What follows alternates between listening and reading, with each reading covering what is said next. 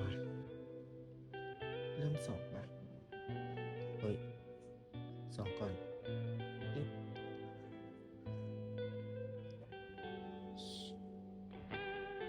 ก็ถึงแปดแล้วต้องถอยออก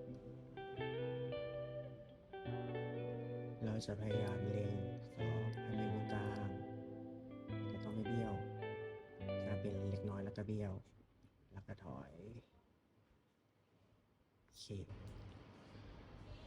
ฉันเป็นแบบที่เขาเป็นกันไหม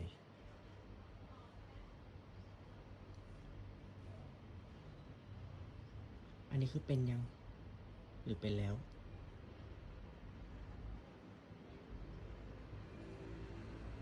ดูหลายๆรอบสูงเข้าไปฉันเล็งให้มันกลางที่สุดเอียงไหม